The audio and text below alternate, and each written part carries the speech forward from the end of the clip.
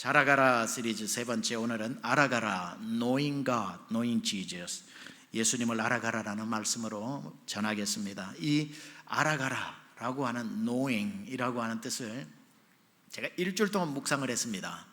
알아간다, 우리가 예수님을 알아간다, 하나님을 안다. 그렇게 일주일 동안 이 단어를 붙잡고 묵상하면 묵상할수록 제 머릿속에 떠오르는 CF 광고가 하나 있었습니다. 웬 성경을 묵상하는데 그 광고가 떠올랐는지는 모르겠는데, 그래서 급기야 제가 인터넷에서 유튜브로 찾아보게 되었고 그걸 보게 되었고 여러분에게 소개하게 되었습니다. 그 영상 함께 보시겠습니다.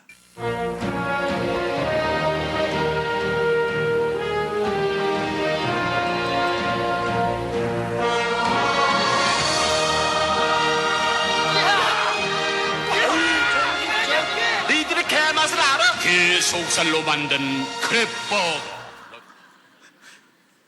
기억하시리라 생각합니다. 2002년도에 공전의 히트를 기록했던 니들이 개맛을 알아.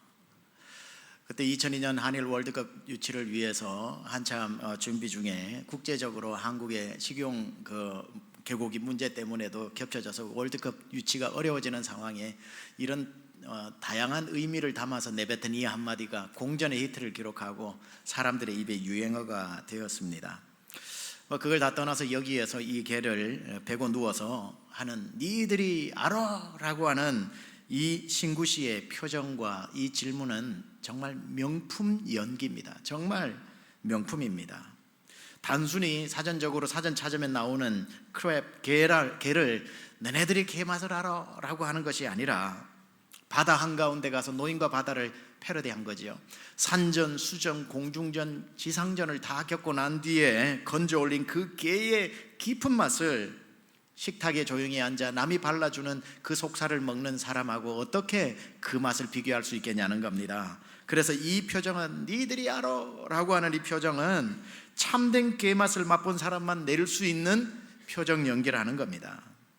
개맛 하나의 맛을 안다는 것도 그냥 아는 게 아니라 수준이 다 다르더라는 말을 하는 겁니다. 식당에 가서 종업원이 이쁘게 발라준 그 속살을 그 어떤 갈릭 버터 소스에 찍어서 먹으면서 이게 개맛이구나 하는 그 사람이 말하는 개맛과 알아버린 그 맛 때문에 집채만한 파도를 뚫고 나아가는 사람이 아는 개맛은 하늘과 땅 차이지요. 만약에 오늘 하나님을 아는 지식도 그냥 아는 게 아니라 이런 수준 차이가 있다는 겁니다. 만약에 우리 앞에 지금 배 한 척이 떠내려가면서 거기에 누워 있는데 물끄러미 보니 사랑의 원자탄 손양원 목사님이 누워 계시면서 갑자기 나를 쏘아보면서 이렇게 말씀하셨다고 합시다. 니들이 예수님을 알아? 니들이 하나님을 알아? 그분이 안다는 말씀과 자기 아들을 죽인 원수를 양자 삼은 그분이, 사랑의 원자탄인 그분이 알았던 하나님과 우리가 아는 하나님이 어찌 같은 수준이라고 말할 수 있겠습니까?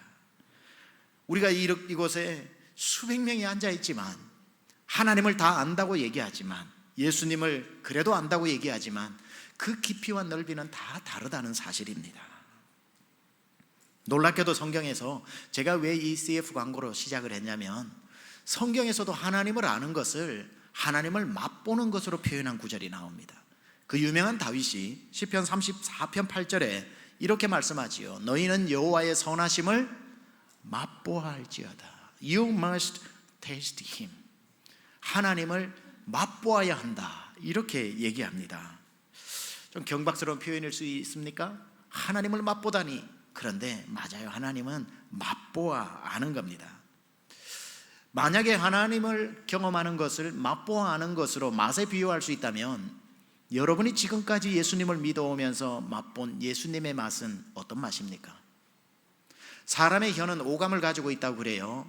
단맛, 쓴맛, 신맛, 짠맛, 감칠맛, 이렇게 5가지를 가진 오감이 있다고 그럽니다.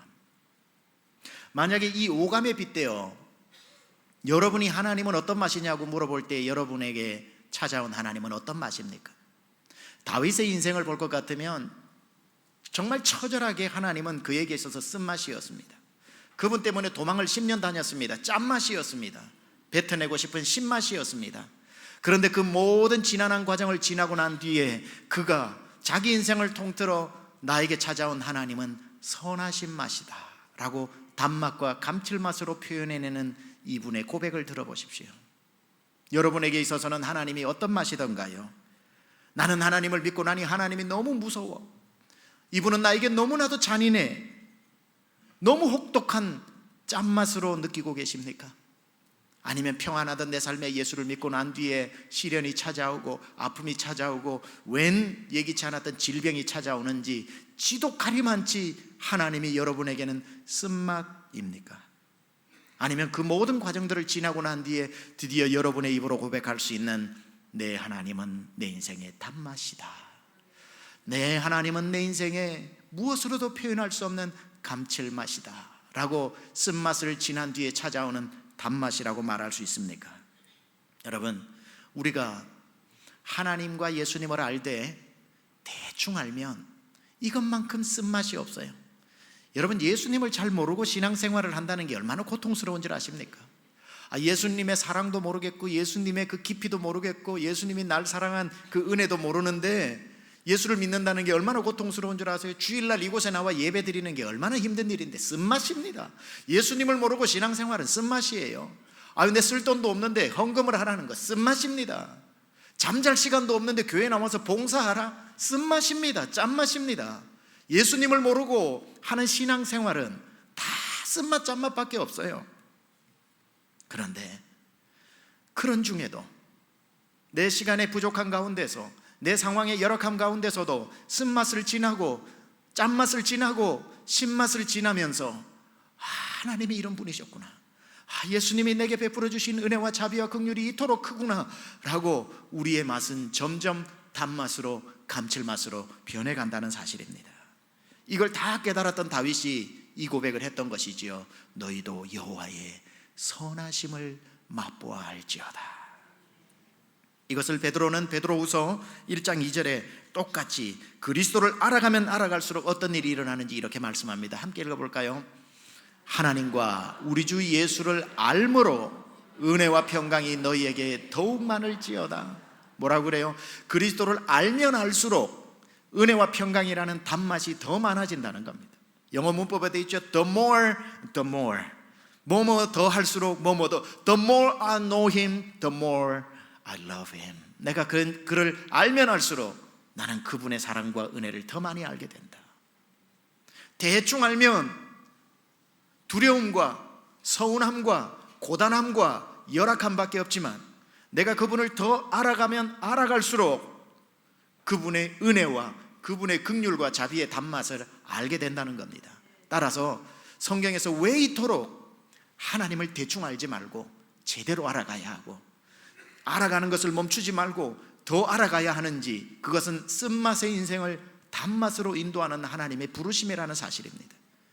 여러분, 대충 아는 것은 참 고통스러운 일인데 목욕탕을 가보세요. 그 2시간을 목욕탕에 있어도 목욕탕 물이 계속 뜨거울 수 있는 방법이 뭐냐면 발가락만 담그는 겁니다. 뜨거 하고는 두려워서 못 들어가. 뜨거 또 두려워서 못 들어가. 발목까지 당겨보다 뜨거워 하고 못 들어가. 그렇게 발목만 담그는 사람은요 정말 뜨거워서 못 들어갑니다. 그러다가 한번 에라 모르겠다 하고 그냥 풍덩하고 그 뜨거운 물로 들어가고 나면 10초 지나면 입에서 무슨 소리가 나와요? 시원하다 그럽니다. 발만 담그면 뜨거웠던 물이 온몸을 담그면 뜨거움 속에서 한국 사람만 느끼는 시원함이 있더라는 겁니다. 우리의 인생이 하나님을 알아가는 게 그런 겁니다. 하나님의 처음에는 뜨거운 맛, 쓴맛, 신맛, 짠맛이었다가 우리 인생이 단맛, 감칠맛으로 가기도 하지만 사람의 미각이 초절정 미각으로 가게 되면은 쓴맛이 단맛으로 안 바뀌어도 쓴맛 속에서 단맛을 찾아내는 초절정 미각을 가지게도 됩니다. 내 인생의 삶이 아직까지 하나님 형통을 주시지 않고 기도의 응답을 주시지 않고 여전히 칠흑 같은 어두운 쓴맛을 지나는 밤 같지만 하나님을 알면 알수록 그 쓴맛 같은 내 인생 속에 숨겨놓은 하나님의 단맛을 찾아내는 초절정 미각을 가지게 될 수 있다는 겁니다. 이것을 알았던 호세아가 이스라엘 백성에게 제발 하나님을 대충 알지 마라. 하나님을 알려면 똑부러지게 제대로 알아라. 제발 하나님을 알되 좀 힘을 다해 알아라고 호세아 6장 3절에 이렇게 웅변하고 있는 겁니다. 그러므로 우리가 여호와를 알자, 힘써 여호와를 알자. 두 번을 반복하는 히브리적 표현은 아주 강하게 강조할 때 나오는 말입니다. 우리가 하나님을 알자, 힘써 여호와를 알자. 여기에서 알다라고 하는 단어 몇 번씩 들어보셨을 겁니다. 히브리 개념에서 알다라고 하는 히브리어는 야다라고 하는 단어입니다. 이거는 그냥 사전 보면은 나오는 하나님이 아니라 체험에서 아는 하나님을 말할 때 쓰는 단어입니다. J.I. 패커, 제임스 패커라고 하는 사람이 쓴 유명한 책이 있죠. 하나님을 아는 지식. 그 영어 제목이 Knowing God입니다. Knowing God. 근데 누군가를 알다고 할 때 그 책의 내용이 전체가 이겁니다. Knowing of God이 있고 Knowing God이 있습니다. Knowing of God은 뭐죠? 여러분 고등학교 때 공부하셨던 문법을 활용하자면 Knowing of God은 하나님에 대해서 아는 것이고 Knowing God은 하나님을 체험해서 아는 것입니다. 그 제목은 Knowing of God이 아니라 Knowing God입니다. 우리는 하나님에 대해서 아는 사람들이 아니라 하나님을 맛보고 하나님을 체험해서 아는 존재가 되어야 한다는 겁니다. 호세아가 말하고 있는 것이 우리가 여호와를 알자라고 할 때 바로 이 알자가 대해서 알자가 아니라 체험해서 알아야 되는데 여기 한 단어가 더 붙었네요. 힘써 여호와를 알아야 된다. 라다프라고 하는 단어를 씁니다. 힘써라고 하는 단어. 하나님을 대충 말 타고 가면서 산을 쳐다보는 주마간산식으로 그런가 보다 하나님을 아는 게 아니라 어떻게 알아요? 힘써, 라다프로 알아야 된다는 거지요. 이 힘써라고 하는 단어는 언제 쓰냐면은 전력 달리기 선수가 전력 질주할 때 우사인 볼트가 뛰는 것처럼, 그리고는 전력 투구하면서 공을 던지는 것처럼. 지금 전 세계 사람들을 깜짝 놀래고 있는 메이저리그의 유현진 선수를 한번 보세요. 지금 모든 기록들을 갈아치우고 있죠. 그 사람 던지는 볼 하나가 몇 억짜리입니다. 그 공 하나를 대충 던지는 법이 없죠. 상대 타자의 타구법을 다 알고 약점을 다 알고 난 뒤에 그 공을 커브로 던질지 직구로 던질지 마구로 던질지 다 생각을 해서 자기의 지금까지 기술을 그 공 하나에 다 담아가지고 던지는 그걸 전력투구라고 그러는데 그때 쓰는 말이 라다프라는 거예요. 우리가 하나님을 알 때 그냥 하나님을 아는 게 아니라 내 모든 에너지를 다 쏟아서 하나님을 힘써 아는 것, 이렇게 알아갈 가치가 있는 분, 이렇게 알아내야만 하는 분. 우리가 손양호 목사님이 너희가 하나님을 알아라고 할 때에 그분이 자기 인생으로 체득한 그 하나님을 우리도 힘써 알아가야 한다는 겁니다. 지난주에 우리는 자라남의 첫 번째 과정인 믿으라라고 하는 말씀을 나누었습니다. 믿는다고 하는 것은 예수 그리스도를 내 구세주요 내 인생의 주인으로 믿는 것, 그것을 born again, 다시 태어나는 영적 출생이라고 그랬습니다. 그때부터 하나님은 더 이상 하나님이 아니라 내 아버지가 되는 것이고 나는 피조물이 아니라 그분의 자녀가 되는 것이어서 아버지와 아들과 딸의 관계로 들어간다고 그랬습니다. 그러면은 믿는 우리에게 주는 가장 첫 번째, 그 다음에 영적으로 태어나자마자 우리에게 명령한 명령이 뭐냐면 이제 그분을 알아가라는 겁니다. 예수님을 알아가라는 것이죠. 그게 오늘 저와 여러분이 읽은 본문 13절에 그 해답을 주고 있습니다. 우리가 다 하나님의 아들을 믿는 것과 그 다음 아는 일에 하나가 되어 온전한 사람을 이루어야 된다. 자, 우리가 온전한 사람이 되기 위해서 양날개가 있는데 온전한 사람으로 가는 길 중에 첫 번째는 믿어야 하는 것이고 믿은 사람은 알아야 한다고 말하는 겁니다. 그래서 오늘 설교가 알아가라 라는 뜻이지요. 사람이 언제 온전한 사람, 온전한 크리스찬이 된다고요? 믿는 것으로만 아니라 믿고 난 뒤에 그분을 알아감으로 말미암아 우리가 온전한 그리스도인이 된다는 뜻입니다. 어떤 사람들은 믿으면 됐지, 뭘 또 배우라고 그러고 뭘 또 알아라고 그래, 강요하지 말라고 으름장을 놓습니다. 이만하면 충분히 알아. 예수 믿는 게 어려워? 예수 믿으면 되지. 예수님 알 만큼 알아. 강요하지 마. 내가 바본 줄 알아? 안다고. 여러분, 이 중에 예수님을 스스로 안다고 생각하는 분에게 꼭 주고 싶은 성경 구절 하나가 있습니다. 안다고 생각하는 분만 이걸 잘 들어보세요. 우리 고린도전서 8장 2절입니다. 같이 읽어볼까요? 시작.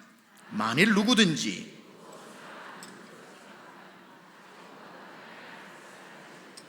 아멘. 뭐라고 그럽니까? 누구든지 안다고 생각하면 그 사람은 모르는 사람이다.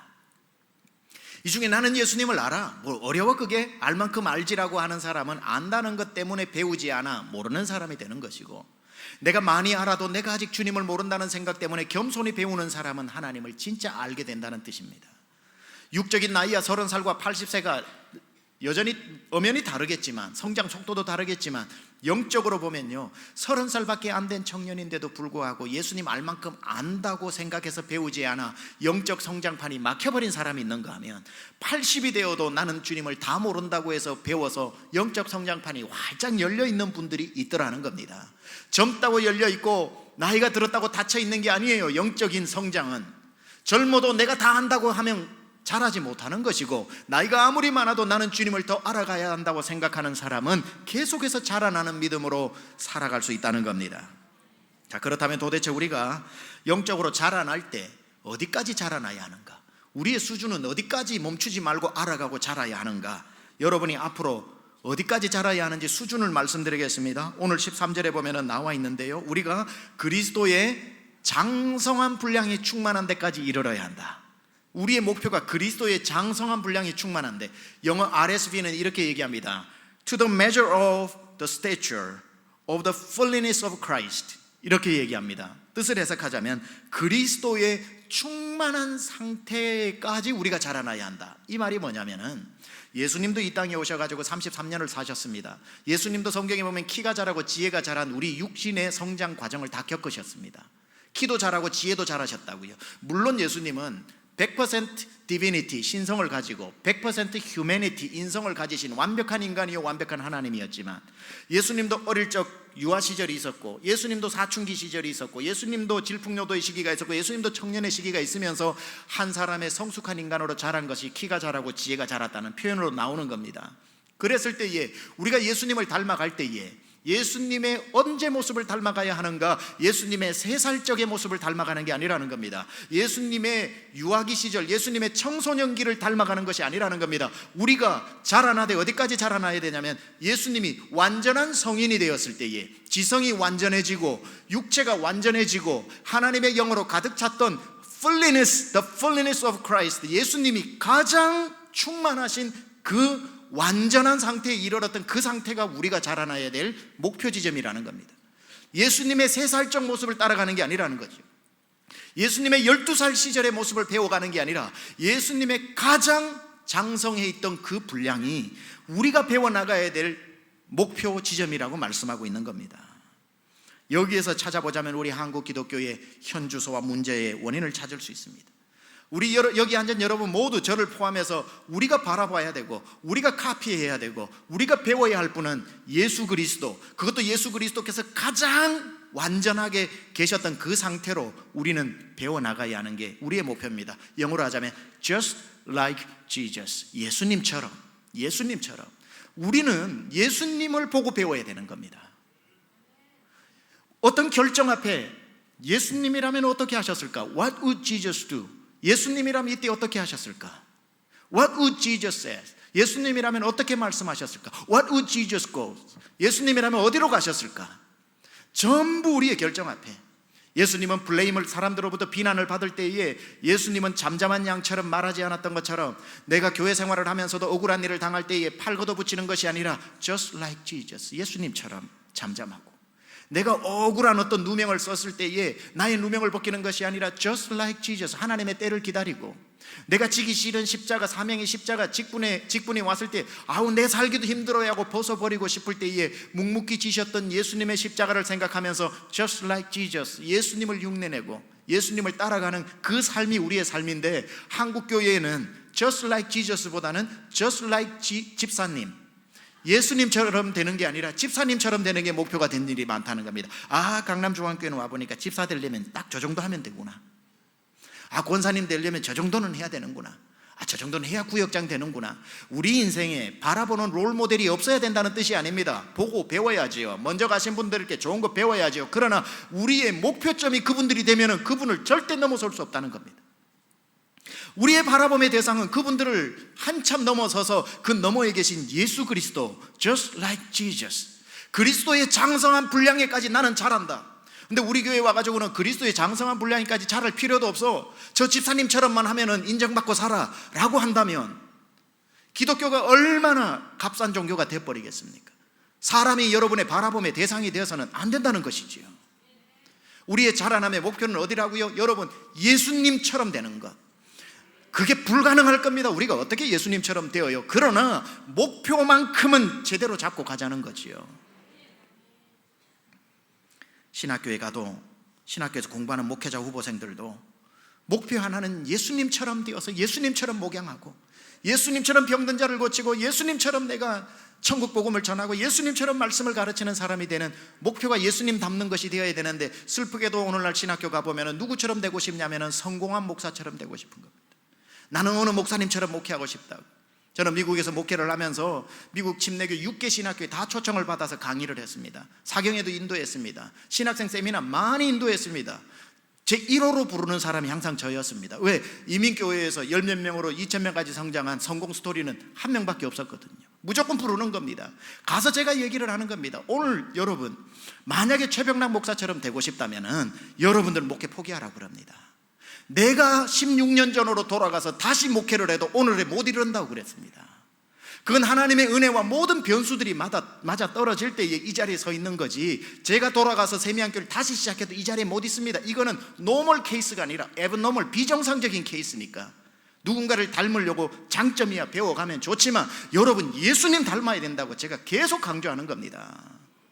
사람을 보고 배울 수는 있겠지만 신학생들도 예수님이 어떻게 하셨을까? 예수님은 어떻게 목회하셨을까? 예수님은 이 시간에 가셨을까 안 가셨을까? 예수님이 이 시간에 저 사람을 만났을까 안 만났을까? 예수님을 생각하면서 목회해야 된다는 겁니다. 우리들의 제일 큰 착각이 뭔 줄 아세요? 예수님을 알 만큼 알고 있다고 하는 이게 우리를 가장 잘못되게 가는 큰 착각입니다. 그래서 예수님을 아니까 안 다치고 다른 걸 더 알려고 하는 욕심이 우리가 예수님을 알아가는 것을 방해하고 있다는 겁니다.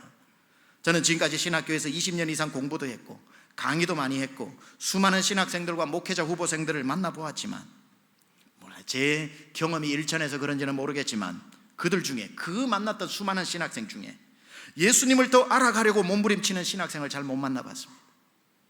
목사님, 나는 고민이 있어요. 예수님을 더 알고 싶어요 하고 저에게 상담을 해오는 신학생은 없었습니다. 모두가 엄청난 착각에 빠져 있는 거지요. 나는 예수님을 이미 다 알고 있다는 착각에 빠져서 내가 예수님을 모르면 신학교를 갔겠냐고, 내가 예수님을 모르면 주의 종으로 내가 서원을 했겠냐고, 신학교 들어오기 전에 그거는 다 알고 들어오는 거 아니야 라고 하는 착각 때문에, 안다는 생각 때문에 신학교 들어와서 정작 알아가야 될 예수님을 모르고 살아가는 경우가 많더라는 겁니다. 그래서 신학교 입학 후부터는 아무도 예수님에 대해서 더 공부하지도 더 알려고 하지도 않고 그분의 기품을 알기 위해 무릎 꿇고 기도하기도 게을리합니다. 대신에 교회에서 2000년 동안 지나간 신학자들을 예수님보다 더 연구하기 시작을 하고, 필요 없다는 뜻이 아니에요. 그러나 예수님을 젖혀놓고 그걸 더 연구하고, 누가 어거스틴 알아? 그러면은 어거스틴이 이렇게 얘기하고 나면 그 어거스틴에 대해서 설명을 못했다는 것 때문에 기숙사 방으로 들어와 머리를 쥐뜯으면서 난 죽어야 돼, 난 죽어야 돼 하면서 자존심 상해하면서, 그 어거스틴의 고백록을 읽고 하나님의 도성을 읽고 난 뒤에는 사람들 앞에 가가지고 어거스틴의 일대기를 이야기하고 그의 신학을 이야기하면 들어와가지고 스스로 잘했다고 칭찬하는, 예수님을 모르는 것에서는 하나도 양심의 가책이 없으면서 어거스틴을 몰랐다는 것 때문에 방바닥을 끓고 있는 신학생들이 얼마나 많은지 모릅니다. 저는 지금까지 토마스 아퀴나스, 루터, 캘빈, 웨슬리, 칼바르트, 볼트만, 몰트만 이런 신학자들을 잘 몰라가지고 괴로워하는 신학생은 부지기수로 만나봤지만 예수님을 모르는 것 때문에 눈물 흘리는 신학생을 못 만나봤다는 겁니다. 왜 그런 줄 아세요? 예수님을 안다고 생각하니까 그래요. 예수님 아는 게 어려워? 알면 다 아는 거지. 큰 착각에 빠짐으로 말미암아 진짜 알아가도 끝이 없는 예수님을 조금 아는 것으로 멈추어 버리는 사람들이 어디 신학생뿐 아니라 교회 성도들까지도 많은지 모릅니다. 세상의 지식을 다 깨달았던 바울이 우리에게 무슨 교훈을 주고 있습니까? 에베소서 3장 18절에 19절에 능히 모든 성도와 함께 지식에 넘치는 그리스도의 사랑을 알아. 그 넓이와 길이와 높이와 깊이가 어떠함을 깨달아. 하나님의 모든 충만하신 것으로 너희에게 충만하게 하시기를 원하노라. 자, 보세요. 세상의 모든 지식을 다 알았던 바울이 진짜 우리가 알아야 되는 건 지식을 초월한 그리스도를 알므로 예수님을 어느 정도 아는 데서 멈추는 게 아니라 그 길이를 알고 그 깊이를 알고 그 넓이를 알고, 그러므로 말미암아 예수님을 계속해서 내가 옛날에 알았던 수준에 멈추지 말고 넓이를 넓히라는 거예요. 깊이를 깊이 있게 만들라는 겁니다. 왜냐하면 그러므로 말미암아 하나님의 충만하신 것으로 내가 충만케 되기 위해.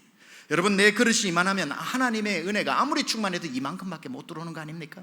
내가 그 넓이와 그 깊이가 알게 되면 이 넓이만큼 하나님의 충만함이 들어오는 것 아닙니까? 내 넓이와 깊이가 하나님을 아는 것이 넓어지면 넓어질수록 하나님의 충만함이 흘러 들어오는 것 아닙니까? 여러분, 바닷물이 저렇게 많아도 내 안에 있는 하나님을 아는 것이 컵 하나밖에 안 된다면 바닷물이 어떻게 이 컵 안으로 들어올 수 있습니까? 바울이 얘기하는 겁니다. 너희는 하나님과 예수 그리스도의 사랑을 알아서 그 넓이도 알고 그 깊이도 알고 그 높이도 알고 그 넓이도 계속해서 알아가서 하나님의 충만한 것으로 너희가 충만케 되어라고 말하고 있는 겁니다. 하나님의 사랑은 지금도 바닷물결처럼 여러분 앞에 출렁이고 있는데, 내가 하나님을 아는 것이 없으므로, 그 넓이가 넓어지지 않으므로 여전히 그 은혜가 밖에서 출렁거리고 있어서는 안 된다는 말입니다. 그래서 혹자는 하나님을 알아가고 예수님을 알아가는 것을 이렇게 표현했더군요.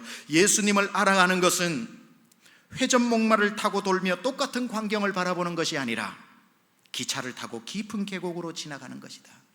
여러분, 신앙생활을 예수님 안다고 생각해서 회전목마가 뭡니까? 자기는 열심히 달리는데 봤던 것만 보는 겁니다. 똑같은 광경만 보는 겁니다. 오늘 주일이네, 교회 가야지. 앉아있다가 예배 마치고 나가서 일주일 동안 하나님 잊어버리고 살다가 주일이네, 교회 가야지. 말씀 듣고 일주일 내 맘대로 살다가 주일이네, 교회 가야지. 30년째 회전목마를 타고 있어. 그러다 보니까 예수님 별거 있어, 가가지고 설교 들으면 되지. 예수님 별거 있어, 그게 그거지. 왜? 봤던 게 그거니까. 회전목마를 타고 같은 광경을 보는 것이 아니라 기차를 타고 하나님의 그 어마어마한 깊은 계곡 속으로 들어갈 때에 깎아지른 듯한 기암 절벽도 보고, 하나님이 그 절벽에 심어놓은 꽃들도 보고, 그 코너를 돌고 나면은 신묘막측한 하나님의 그 넓이와 깊이를 보는 계곡 속으로 기차를 타고 들어가는 하나님을 알아가는 지식이 자라야 할 줄 믿습니다. 그냥 우리가 늘 반복하는 곳에서 하나님을 아는 것이 아니라 계속해서 하나님을, 오늘도 하나님, 내가 어제보다 오늘 주님을 더 알고 싶어요. 하나님을 오늘도 더 깊은 곳에서 만나고 싶어요. 더 넓은 곳으로 가서 만나고 싶어요. 하나님을 알아가는 것. 제가 그때 설명한 가문비 나무의 노래 쓴 마르틴 슐레스케가 이런 말을 했습니다. 신앙의 순례자는 아는 자가 아니라 찾는 자다, 이런 말을 했습니다. The journey of faith, 믿음의 순례는 이미 다 아는 사람이 떠나는 게 아니라 찾는 마음을 가진 사람이 떠날 수 있다는 겁니다. 예수님 다 알아버렸다고 하는 사람은요, 하나님의 만들어 놓은 이 오묘하신 일들을 다 모르는 겁니다. 그러나 나는 오늘도 그 넓이를 찾아야 되겠다, 그 깊이를 찾아야 되겠다, 날 사랑한 그 사랑의 깊이를 오늘도 찾아야 되겠다, 찾는 자가 되기를 축원합니다. 세상의 모든 지식을 다 깨달았던 바울이 지식이 전부인 줄 알고, 지식 무용론이 아닙니다. 물론 지식은 중요합니다. 그런데 그 지식을 다 깨닫고 난 뒤에 나중에 그리스도를 아는 지식을 만나고 보니까 그리스도를 아는 지식이 얼마나 대단한지, 자기가 최고라고 생각했던 모든 것이 그 순간 배설물처럼 보이더라, 이렇게 표현하고 있죠. 빌립보서 3장 8절 같이 읽어볼까요? 시작.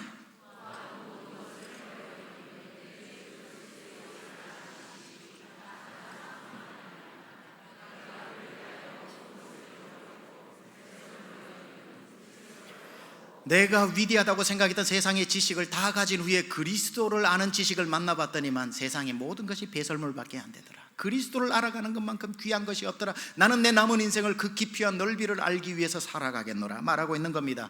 이것에 대해서 존 파이퍼도 이런 얘기를 했습니다. 그리스도를 아는 지식을 보물로 비유를 하면서 모든 보물을, 세상에 있는 보물을 배설물로 만들어버리는 진짜 보배, 이렇게 표현을 했습니다.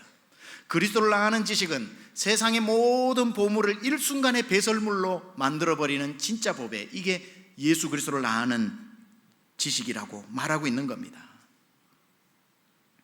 따라서 예수 그리스도를 아는 지식은 여러분이 깊은 갱도에서 금을 캐내는 것 같아서, 매일매일 예수님을 알아가고 어제보다 오늘 더 아는 것은 세상이 얻을 수 없는 보물을 캐는 것과 같아서, 예수를 또 알고 또 아는 게 금을 캐는 것과 같다라고 표현하고 있는 거지요. 세상의 지식이 필요 없거나 무용하다는 뜻이 아니라 아는 것에도 그리스도인에게는 순서가 필요하다는 겁니다. 예수님을 모르고 세상을 다 알려고 하지 말고, 시간 없는 이 세상에 예수님 먼저 제대로 알고 그 다음에 다른 지식들을 쌓아나가는 이 순서를 절대 놓치지 말자는 뜻입니다. 한국에 수능 만점자가 나오지 않다가 드디어 1998년도에 처음으로 수능 만점자가 한국에서 나왔습니다. 이름이 오승은 씨인데요, 이 오승은 학생은 그 당시 방송에 나와가지고 이제 인터뷰를 하는데 방송 기자가 묻는데 두 가지 질문을 하고 두 가지 대답을 했는데 두 가지 대답 다 세상 사람들을 놀라게 해버렸습니다. 그 당시에 전국적으로 여중생, 여고생들의 가슴을 울렸던 그룹이 누구냐면 H.O.T입니다. H.O.T. 그래서 분위기 좋게 처음에 질문을 오프닝 퀘스천으로 하는 겁니다. 오승은 학생은 H.O.T 멤버 중에 누구를 제일 좋아해요? 이렇게 질문을 하니까 이 학생이 대답을 합니다. H.O.T가 뭐예요? 이렇게 질문을 하는 겁니다. 세상 사람들이 다 멘탈 붕괴가 오고, 어떻게 H.O.T를 모르냐? H.O.T를 모르냐? 당연히 알아야 되는 H.O.T를 모르니까 놀란 겁니다. 두 번째 질문을 합니다. 조금 당황을 해가지고 그 사람이 빨리 넘어갑니다. 그래서 그러면 수능 만점을 받았는데 수능 만점에 대한 자기만의 비결이 있나요? 이렇게 물으니까 대답을 합니다. 모르는 문제가 없었습니다. 이렇게. 모르는 문제가 없었습니다. 여기 또 한번 멘탈 붕괴가 오는 거죠. 모르는 문제가 없었대요. 그러니 만점이 나오는 겁니다. 세상의 모든 학생은 반대로 가죠. H.O.T에 대해서는 모르는 게 없는데 시험 문제에 대해서는 아는 게 없는 겁니다. 시험 문제가 나오면 이게 뭐죠? H.O.T에 대해서는 모르는 게 없습니다. 이러니까 이제 시험 점수가 엉망으로 나오는 거죠. H.O.T도 중고등학생이면 알아야 되고 수능도 알아야 되지만 순서가 있는 거예요. 먼저 알아야 될 것과 나중에 알아도 되는 건데, 나중에 알아도 되는 건 전문가가 되고 막 벽보를 붙이고 뭘 사오고 다 하는데, 수능은 아무것도 모르는 건 나는 모른다 니는 아나 이러고 있는 거예요. 그래서 답을 쓰는 거죠. 여기에 나는 아무것도 모릅니다. 그러나 주님은 다 아십니다. 그러니까 교수님이 나중에 줬다는 거죠. 너는 F, 하나님은 A+, 그렇게.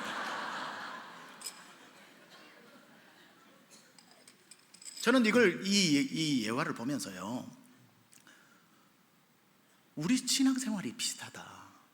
정말 신앙생활 하는데 예수님에 대해서 아냐면은 아무것도 몰라. 그런데 진짜 알아야 되는 것은 아무것도 모르고, 몰라도 되는 걸 물어보면 얼마나 잘 아는지 몰라요. 필요 없다는 뜻이 아니지만 순서가 바뀌어가지고 정작 알아야 될 것은 소홀히 하고, 나중에 알아도 될 것은 전문가가 되어서 침례교, 감리교, 장로교의 특징을 기가 막히게 얘기하고, 교회 직제, 교회 운영, 성경의 66권 줄줄줄줄 순서대로 외우고, 역대기로도 외워보라 그러면 연대순으로도 외우고, 백지 한 장 주면서 성서 지리를 다 그려보라면 백지 위에 지도보다 더 잘 그리는 사람들은 한국 교회에 널리고 널렸는데, 예수님을 아냐고 물어보면 예수님에 대해서 몰라서, 예수님이 뭐 좋아하시냐 그러면 뭐 좋아하는지 모르고, 예수님이 무엇을 슬퍼하냐 그러면 뭘 슬퍼하시는지 모르고, 예수님이 지금 울고 계시는지 웃고 계시는지, 예수님이 지금 내가 가는 길을 함께 가시는지 내가 가는 길과 반대길로 가시는지, 예수님은 어디로 향해 있는지, 나는 웃고 있는데 예수님은 울고 계시는지, 예수님의 마음을 도무지 이해 못하는 한국교회에 얼마나 성도들이 많은지 모릅니다. 예수님에 대해서는 몇 시간이든지 칠판에 적을 수 있는데, 당신이 만난 예수님을 이야기해보라고, 예수님이 지금 어떤 마음으로 당신을 바라보고 있냐고, 당신이 걷는 길에 예수님은 지금 함께 걷고 있냐고 물어보면 그 예수님에 대해서는 깜깜한 사람들이 얼마나 많은지 모릅니다. 사랑하는 여러분, 질문드립니다. 여러분은 요즘 예수님을 잘 알아가고 계시나요? 예수님을 더 알기 위해, 그 넓이를 알기 위해, 그 깊이를 조금이라도 더 알기 위해 지금 어떻게 생활하고 계십니까? 그분을 더 알기 위해 무슨 몸부림을 치고 계시나요? 그런 분 없어야 되겠지만, 정말 여러분, 하나님을 다 안다고, 예수님을 다 안다고 우리 착각해서는 안 됩니다. 하나님은 우리의 이미지네이션, 우리의 상상의 초월에 있는 분입니다. 날마다 알아가는 그 재미가 얼마나 대단한 줄 아세요? 이 얘기하고 마칠게요. 오늘 아침에 일어난 이야기입니다. 하나님이 설교하라고 저에게 주신 선물이에요. 하나님을 목사도 다 안다고 생각을 하는데, 천만의 말씀. 저는 신앙생활이 너무 재밌어요. 왜냐하면 하나님이 너무너무 신비하고 너무너무 재밌는 분이셔요. 저희 아내와 이제 저희 딸이 이제 방학을 해서 이제 지난주에 들어왔죠. 저희 아들은 아직 미국에 있습니다. 여름 단기 선교를 이제 그 세미안교회 태권도 팀장이라 가지고 단기 선교를 갔다 왔어요. 그러고 난 뒤에 저희 아들이 태권도가 이제 4단이거든요. 근데 이번에 이제 미주체전이 시애틀에 있습니다. 시애틀 워싱턴에서. 근데 이제 달라스 대표로 얘가 태권도 팀에 발탁이 됐단 말이죠. 그래가지고 한 4천여 명이 모여가지고 지금 경합을 벌이는데 태권도 선수로 가게 된 겁니다.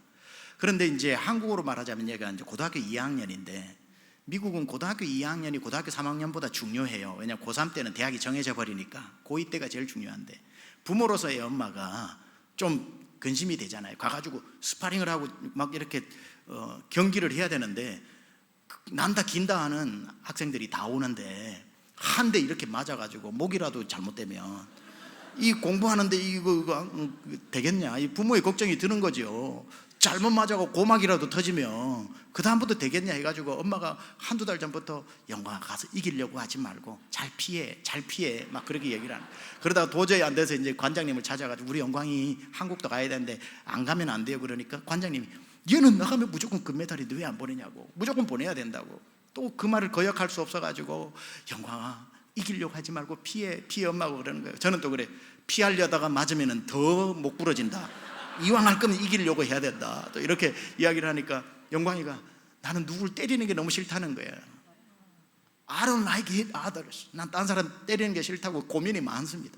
그러다가 이제 가게 되었는데 엄마가 기도를 하는데요. 무슨 기도를 하냐면요. 하나님 한 대도 안 맞고 금메달 따게 해주세요. 아니 세상에 맞아도 뭐 안 다치게 해주세요 기도를 해야 되는데 집사람이 그렇게 기도를 하는데 기가 안 차더라고요. 여보 스파링을 지금 전국대회 나가는데 한 대도 안 맞고 금메달을 어떻게 타냐고. 기도를 막 한 대도 안 맞고, 기도는 구체적으로 해야 되는 겁니다. 한 대도 안 맞고 금메달 따게 해주세요. 이렇게 또 기도를 하는 거예요. 그러다가 오늘 아침 5시에 미국에서 관장님 연락을 왔는데 영광이가 금메달을 딴 겁니다. 금메달 알고 박수 치셔야 됩니다. 이거 중요한 건 그 다음 말이에요. 금메달을 딴 겁니다. 얼마나 뭐 놀랍니까? 그래가지고 영화 너 어떻게 금메달을 땄냐 그러니까 가보니까 자기 체급에 한 명도 안 나왔더라는 거예요. 자기 체급에 한 명도 안 나와가지고 한 대도 안 맞고 금메달 따버린 겁니다.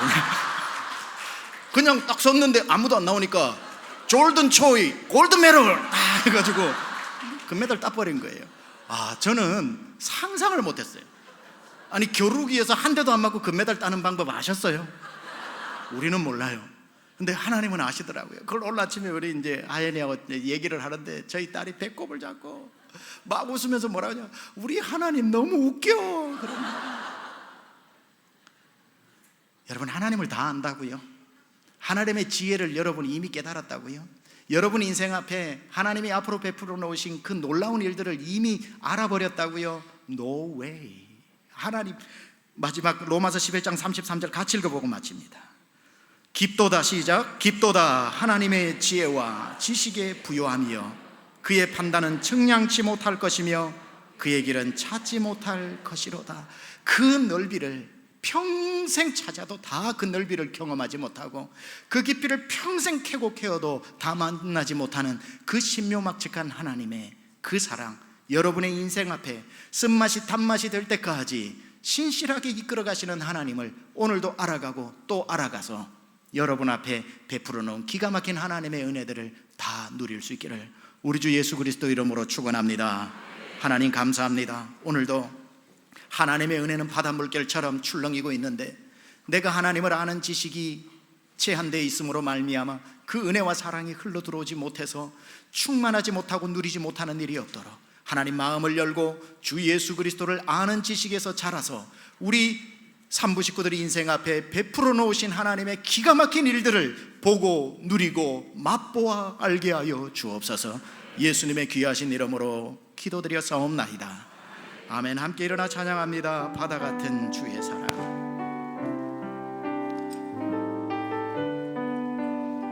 바다 같은 주의 사랑이 여러분 안에 넘치기를 축원합니다. 바다 같은 주의 사랑 내 맘속에 넘치네. 생명의 주님 위해 보혈 흘려 주시네. 바다 같은 주의 사랑, 바다 같은 주의 사랑 내 맘속에 넘치네.